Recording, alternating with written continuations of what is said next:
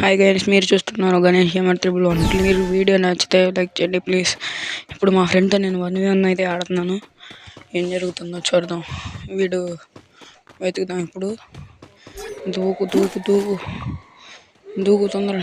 మళ్ళీ ఎక్కుదాం ఫ్రెండ్స్. మనం డాబా అయితే క్లారిటీ కనపడుద్ది హెచ్డీలో. మా ఫస్ట్ రౌండ్ అయితే ఆడుతున్నాం. ఎక్కడీడు ఎక్కడబ్బా?